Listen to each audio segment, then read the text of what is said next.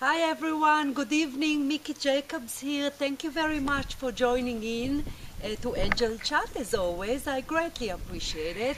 I also greatly appreciate the feedback, so keep them coming. They're really lovely. Thank you very much. And also shows idea. That's really nice as well.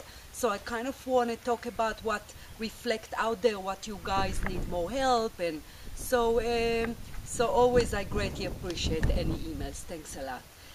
Today we're going to talk about self-healing, which kind of has to do with mind, body, spirit harmony. The reason I talk about mind, body, spirit harmony when it's connected to self-healing, because self-healing is not as simple as to just meditate or just visualize light or just go to some sort of energy healing. Of course, it's had to do with a lot of things, especially if you are ill or you're not well, or it's been kind of years that perhaps you didn't take care of your body, or you have any sort of a genetic disposition, like maybe allergies and such.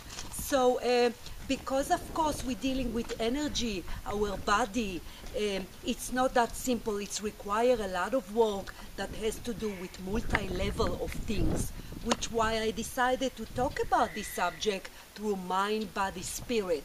So what I'm going to do, I'm going to explain each one and kind of give you a little bit advice as to what each one stands for.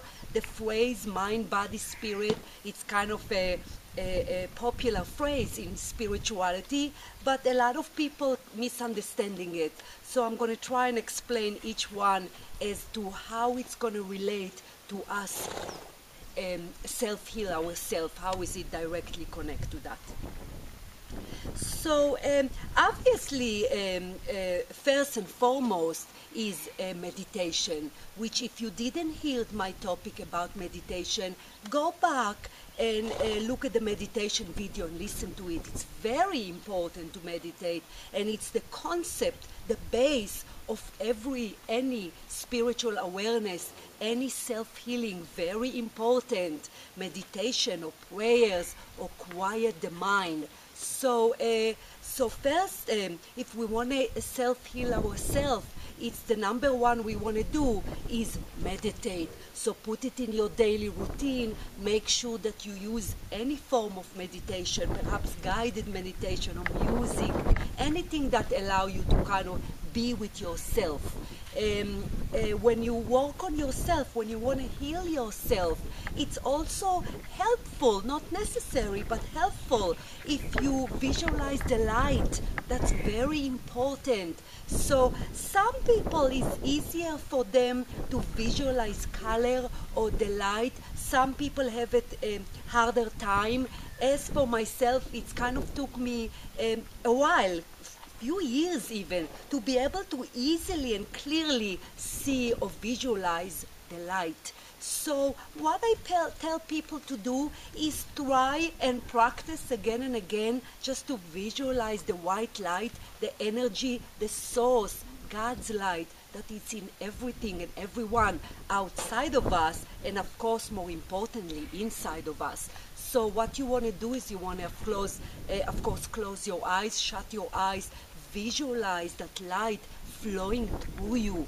The more detail you are about this visualization, the better and more powerful it is for your own sake, as well as to just relax yourself. So visualize the light kind of entering from the crown chakra, from the top of your head.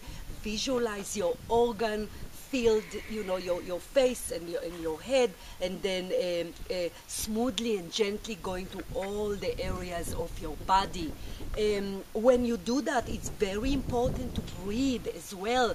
Breathing is not, a lot of people perhaps listening to a guided meditation where the breathing is too fast or too slow, or they tell you to breathe, 6 seconds in and then 3 seconds out. And we each have kind of our own pace as to the breathing, which why I tell people, breathe with your own time. I mean, just take a deep breath in and hold it just for a second or two, and then breathe out. Very important. As to how specifically how to breathe, for how long.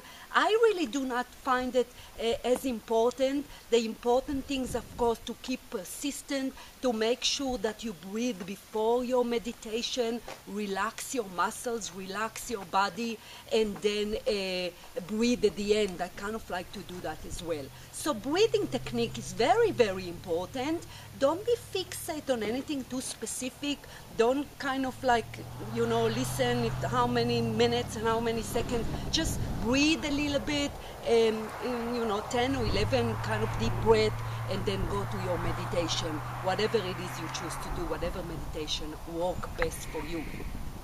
So to self-heal yourself, to in any way, shape or form, you want to make sure that you meditate first. So let's start with the mind, body, spirit. We're going to start with the mind word of the mind, body, spirit, harmony, as I like to call it.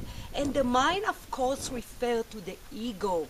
Of course, the ego, the personality, the negative part of the mind, the lower mind. A lot of people call it in different kind of part of cultures, lower mind as well. So the ego refers to the mind in the mind, body, spirit harmony, the built-in part of us. We all have an ego. Of course, some have it stronger than others. Of course, it takes a lot of discipline, but the ego is, I kind of call it the opponent, our human being opponent. When we come to planet Earth, we have to make sure we rise above it. We have to make sure we discipline it. All our negativity, all our negative shortcomings and traits and weaknesses, all that belong to the word, the ego or the personality. So in order to heal yourself, of course, you first have to start with discipline your negativity. You want to balance yourself. Very, very important. You cannot expect to heal yourself even if you meditate every day, 7 days a week, and have the best technique and be able to see the light.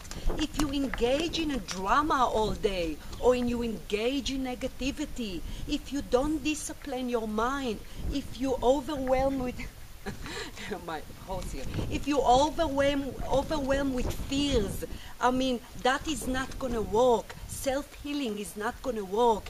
It just needs to be worked on. It needs to be disciplined.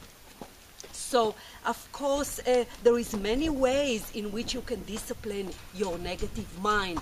I always tell people in my teaching that what you want to do is you want to observe your mind.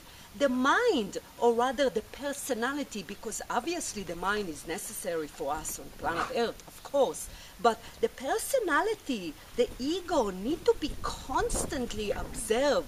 You constantly listen to yourself. You constantly stop yourself before you reacting.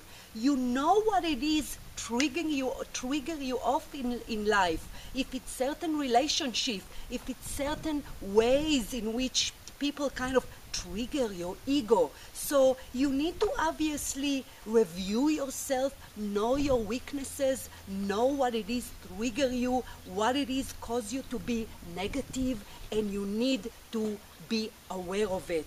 You know, being aware of our weaknesses, being aware of our negative trait is kind of half the battle. It really is. Of course, you cannot just say, okay, I know what's negative in me and leave it alone. You have to continue to do that all the time, throughout the days, all the time. If interpersonal relationship, with usually intimate relationship, kind of act as a trigger, which is of course designed in order for us to see what it is we need to fix in ourselves. So if certain traits of your partner trigger you off, you want to use that. You want to make sure that you realize, you want to make sure what it is make you kind of negative. And then once you observe it, once you know that this is your weakness, you want to kind of count to 10, if you will, before you react the way your ego naturally tends to react. And the way the ego reacts is, of course, lash out. The ego is negative, it's destructive, and it's nasty. all of us, all human beings, is just part of our incarnation on planet Earth, which the soul, of course, the way the soul grows, if we rise above it and realize what it is we need to work on. So from the mind-body-spirit harmony, you want to make sure that you observe your mind. You want to make sure that you stay away from any drama, any draining people. Make sure you clear your auric field, as I call it. Make sure you add to yourself good people, good friends, people that are healthy, people that spiritual, if you will, people that want drama in any way, shape, or form. For example, if you have friends that love to gossip, gossip just aggravate the ego, strengthen it, intensify it, make it bigger and stronger. So you don't want to do that. You don't want to do anything negative that obviously contribute to the power of the ego, because the ego is energy, and if you add negativity to it, if you don't discipline it, it would drag you like a wild river, which we all experience what it is when we kind of don't discipline our reaction or our negative thought. It just become like a big snowball. So you want to make sure you observe it and make sure that you kind of are very, very picky about your life, about what it is that you are need to work on. So obviously there's still a lot to talk to, so I'm going to continue and then stop and then go back to the mind, body, spirit, self-healing in video 2. Okay, so I'll talk to you in a minute. Thanks a lot.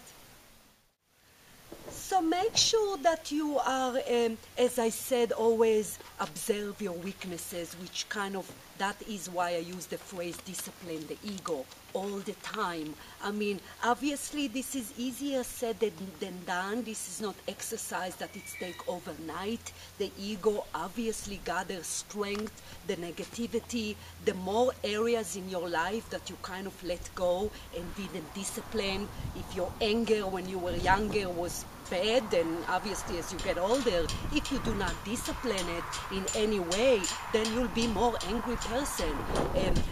I always like to say that ego doesn't stay still. You either discipline it to rise above it, or it's actually getting more and more destructive.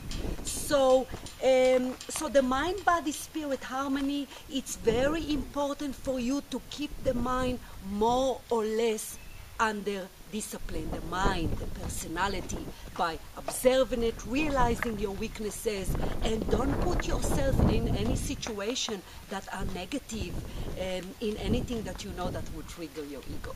So let's continue on part 2, and we'll go to the body and spirit, and then I'm going to explain a little bit more as to how to achieve self-healing. Okay, thanks a lot. Talk to you in a minute.